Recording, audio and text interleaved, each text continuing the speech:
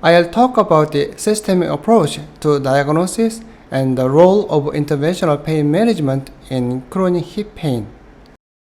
Please let me briefly introduce myself and my clinic before the lecture. You will face a big tree in a waiting room when you walk inside my clinic. There are well-trained 12 staff. I believe I have one of the most efficient pain cleaning systems in the world. I respect the staff and they respect each other. I believe they are proud of themselves and their workplace. I'm the only doctor in my clinic.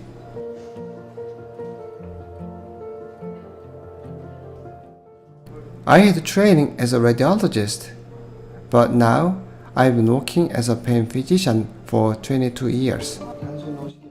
I try to make a balance between practice and research. As a pain physician, I try to provide a better and high-quality treatment for my patients. Intervention radiology was my favorite subject. I've been doing image-guided intervention since I started pain practice. There is no blind technique in our clinic.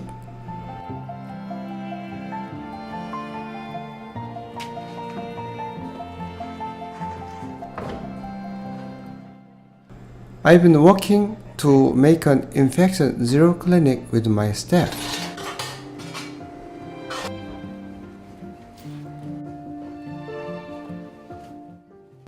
I haven't done all the procedures in the surgical room in a sterile condition.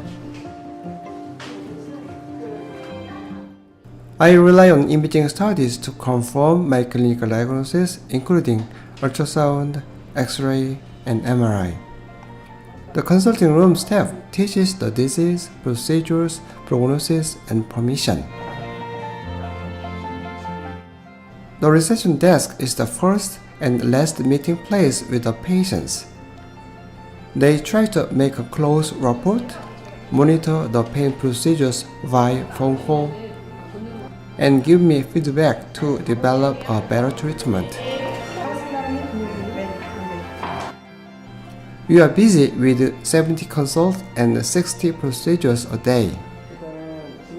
I'll give you one of my secrets: education. It became a driving force for smooth communication and a better clinic. Now, it is part of our unique culture.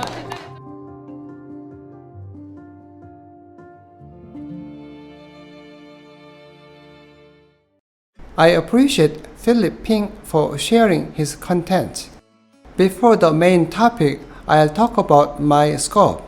I interpret chronic hip pain as a broad area of pain around the hip joint, and it includes pelvic, inguinal, and hip pain. Chronic hip pain can be divided into spinal radicular pain, axial MSK pathology with referred pain, peripheral MSK pain, peripheral neuropathic pain, and visceral pain. I'll exclude visceral pain from the topic. The spinal radicular pain contributes more to this area's pain, as axial somatic pain also refers to the hip area. For an example of axial somatic pain, the lumbar facet and sacroiliac joint pain shows hip pain. Some sacroiliac joint pain refers to the lateral hip to lateral thigh and inguinal regions. The referred pain differs from radicular pain via its vague pain and unclear distribution boundary. I believe spinal pain contributes more dominantly to hip pain, but it is also not today's topic. So I'll focus on the peripheral somatic and neuropathic pain around the hip. Somatic pain is the pain resulting from musculoskeletal component of the body. It shows referred pain. Referred pain is a pain in a region innervated by nerves other than the actual source of pain. Neuropathic pain arises from the peripheral nerve due to irritation or hypersensitized peripheral nerve. Let me describe two different pain patterns. Somatic referred pain is not expressed in the corresponding dermatom.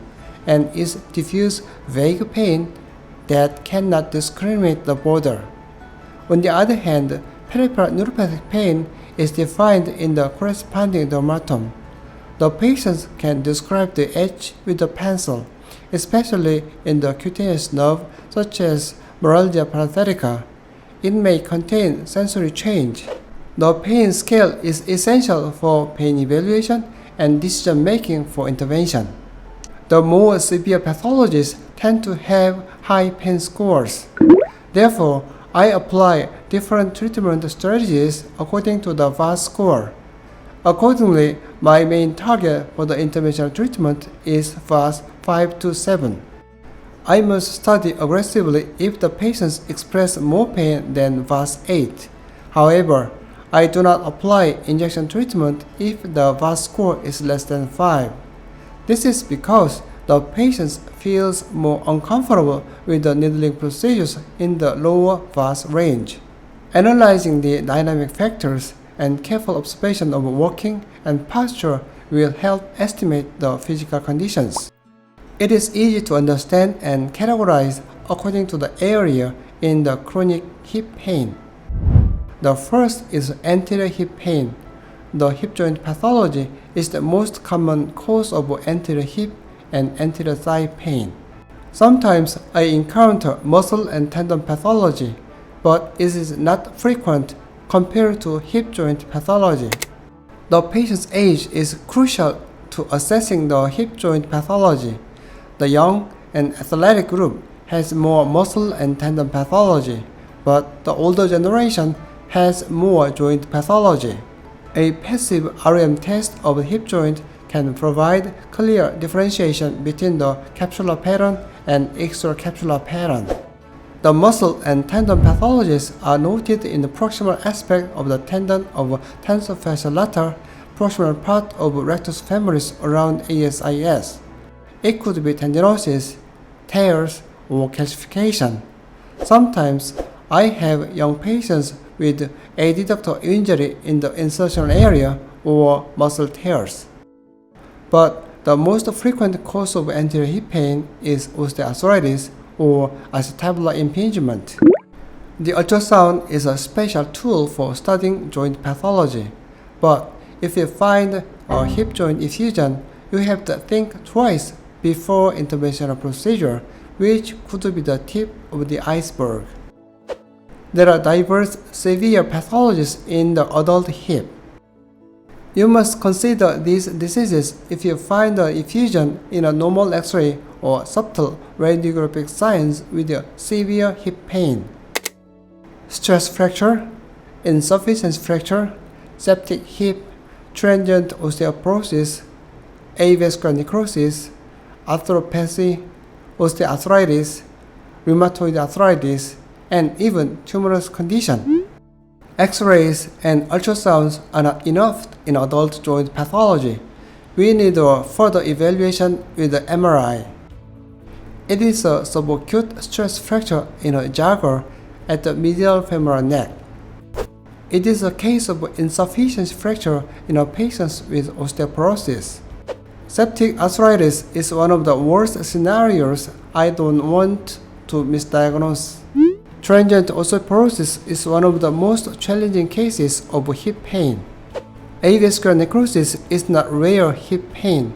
I frequently have hip pain that was misdiagnosed in a private pain clinic. Degenerative osteoarthritis is the most common pathology of hip pain. Luckily, many patients have limited joint motion, but it is not severe to get an operation. The treatment goal is to relieve pain and pass the tough time to return to normal. There are also other types of arthritis, such as rheumatoid arthritis and synovial chondromatosis. If I exclude the diagnosis of septic arthritis and aseptic necrosis, I can undergo intra-articular injection with the variable drugs according to the pathologies. The ultrasound-guided intra-articular injection has become a standard technique because of its high accuracy. The most common intra-articular injection target is the joint capsule's inferior recess. The synovial joint extends to the femoral neck region, which consists of anterior, posterior capsule, and interfusing synovial joint space. So you will notice the echogenic joint capsule on the surface of bony cortex in the oblique scan. It is the target.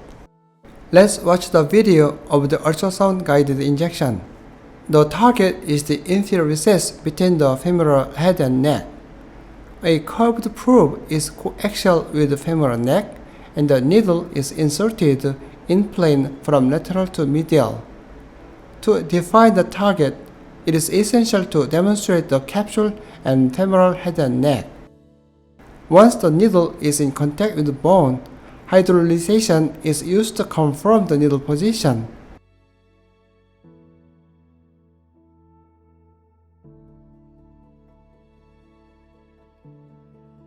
The post-injection oscillogram shows the contrast within the joint space. I'll talk more about osteoarthritis. Traditionally, our people live on the floor. Look at the lady who sits cross-legged on the floor. It is only possible when the hip joint allows for full external rotation. Most patients do not look for pain doctors for their advanced osteoarthritis, and there are varying ranges of osteoarthritis. Instead, some of them come in an early stage of illness. Painful external rotation or cross-legged sitting position is one of the common complaints. Some patients complain about the limitation of external rotation without pain. Most physiotherapists recommend hip stretching exercise. It is a great exercise when joint is healthy, but I experience many cases where this stretching exercise inhibits pain relief or worse pain. So we need a smart trade-off strategy between functional restoration and pain relief. It is a time to give up functional movement transiently. These interventional strategies may only be possible when the functional restoration yields pain relief. Then, after stabilization of the disease process, we can start to restore the function later. Next, I'm going to talk about the lateral hip pain.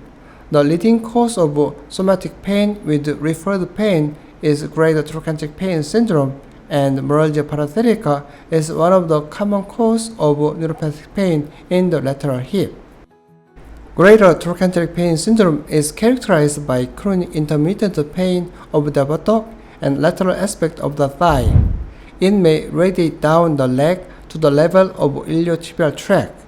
The patients often feel pain when rising from the seated position, waking up for pain while lying on the affected side.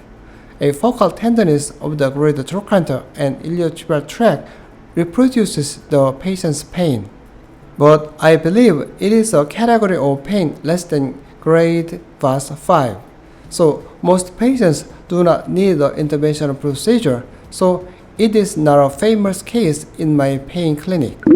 Let's review more details about the greater trochanteric pain syndrome. There are various similarities between the shoulder and hip anatomy. There are 3 different bursae around the greater trochanter. Its location can differentiate these bursae. The subgluteus maximus bursa is the largest one in the greater trochanteric region. The greater trochanter is the facet providing muscle attachment of gluteus medius and minimus. Gluteus maximus and tensor fascia lata overlie the greater trochanter. The subgluteus minimus bursa is most anterior and placed between the greater trochanter and gluteus minimus tendon. The gluteus medius bursa is placed above the middle facet under the gluteus medius tendon. The subgluteus maximus bursa is placed between the greater trochanter and gluteus maximus and is often called the trochanteric bursa. The gluteus medius tendon pathologies may relate it to trochanteric bursitis or lateral trochanteric pain. Therefore, you need to observe the dorsal fluid or tendon pathologies nearby to find the pathology with the ultrasound scan. Let me show one case of trochanteric pain. It is the transverse scan along the greater trochanter. The white dot line is the bony cortex of greater trochanter, and the anterior facet provides attachment to the gluteus minimus. The lateral facet provides attachments to gluteus medius. Tensor fascia lata is superficially located, and gluteus medius tendon is interposed between the tensor fascia lata and bony cortex of greater trochanter in a longitudinal scan. There is a low echo swelling of the tendinous portion of gluteus medius on a longitudinal scan and high signal intensity of the same region on oblique coronal T2 weighted image, suggesting tendinosis. To relieve the pain of greater trochanteric pain syndrome, we need to find the pathology first, then infiltrate the pathologic site and hydrodissect the trochanteric bursa with a low dose of steroids and dextrose solution. Neuralgia paratherica is a condition characterized by tingling, numbness, and burning pain in the outer thigh, and neuropathy of the lateral femoral cutaneous nerve is a leading cause. But spinal radicular pain mimics neuralgia paratherica, making decisions challenging. It is my clinical tip on how to tell the difference. If the patient complains of abnormal sensation or pain in the outer thigh, let the patient draw the border between normal to parathetic area with a pencil. If the patients confidentially draw the border clearly, it is neuralgia paratherica. The patients can describe the border exactly like this illustration.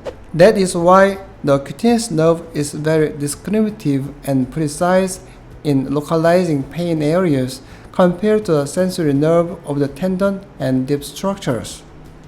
If the patients could not describe the border and point ambiguously, it is spinal radiculopathy. If you have basic neuroanatomic knowledge, it is easy to understand. One spinal nerve root contributes to several peripheral nerves. Next, I'll talk about the detailed anatomy of the lateral femoral cutaneous nerve and ultrasound features. I'll divide the lateral femoral cutaneous nerve into pelvic, inguinal, and thigh portions. The lateral femoral cutaneous nerve is placed in the interfacial space formed by fascia iliaca and fascia lata at the pelvic and inguinal portions. I'll skip the pelvic portion of lateral femoral cutaneous nerve because of limited lecture time. If you want more details, please visit my YouTube channel. Let's move on to the inguinal portion of the lateral femoral cutaneous nerve. Most of the lateral femoral cutaneous nerve exits the pelvic cavity under the inguinal ligament. The inguinal ligament is a highly echogenic structure, so finding the nerve under the inguinal ligament is challenging unless it is pathologically swelled. Let's observe the exit point of the lateral femoral cutaneous nerve in the inguinal canal. It may pass under the ligament close to ASIS or femoral triangle. A few lateral branches of the lateral femoral cutaneous nerve may not pass under the inguinal ligament but cross over the iliac crest supralateral to the ASIS, 2.9%. Next is the thigh portion of the lateral femoral cutaneous nerve. This layer is the external abdominal oblique aponeurosis, inguinal ligament, and is continuous with the fascia lata.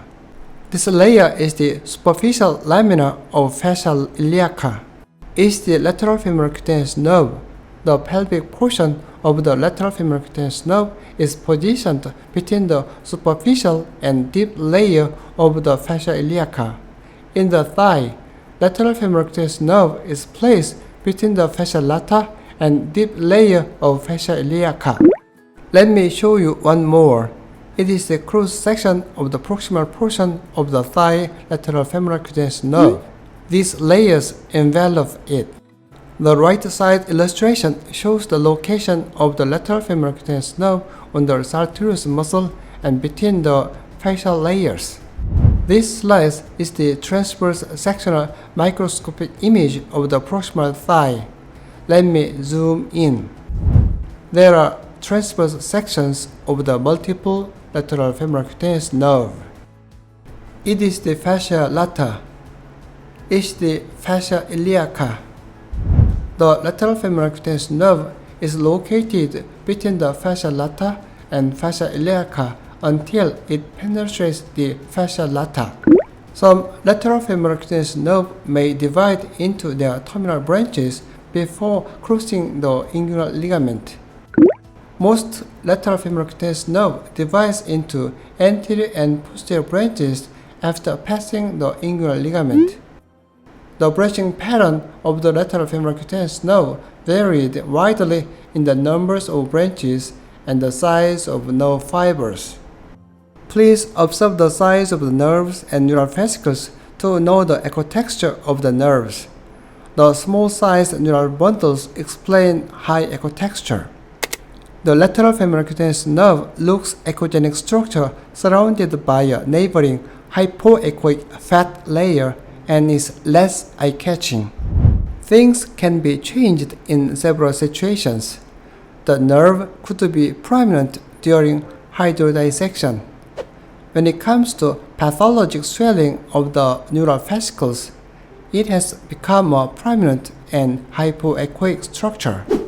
What do I do for interventional procedure? First, when there is a swell of the lateral femoral cutaneous nerve, I try to decompress the compressive pathology.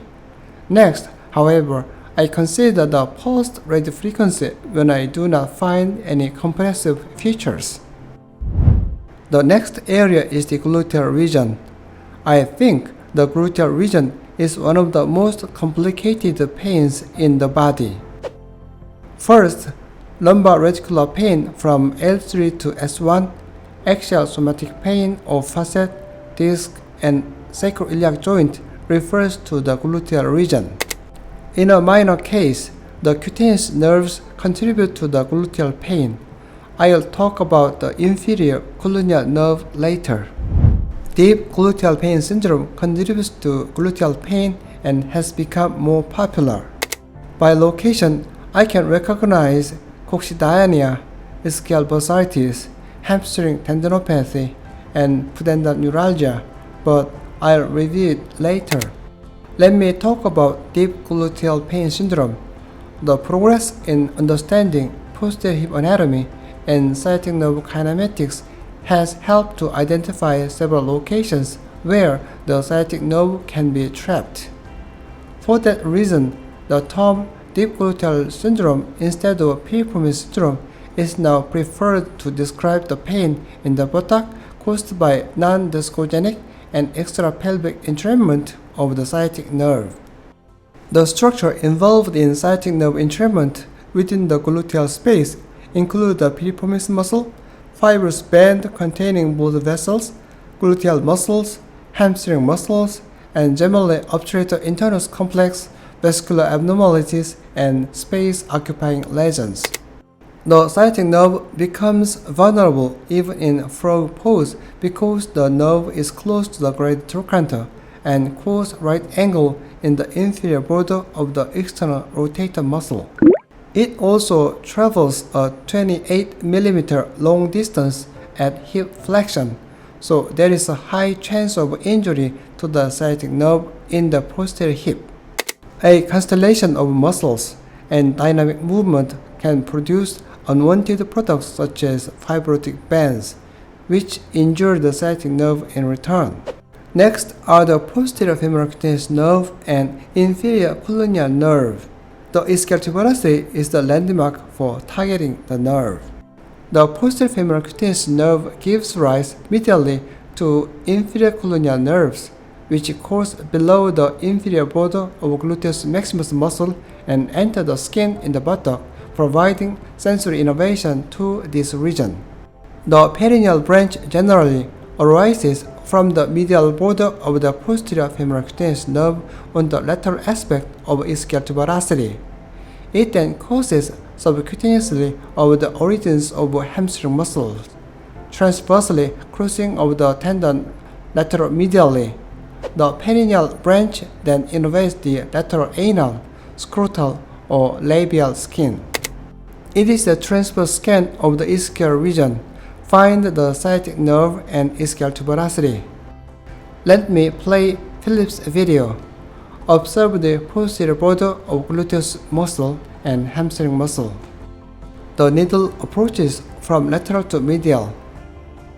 Notice the hydrodissection of the interfacial plane between the gluteus maximus and hamstring, medial to the sciatic nerve.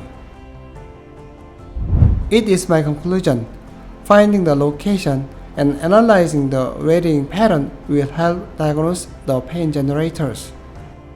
Thank you for watching. See you in the following videos.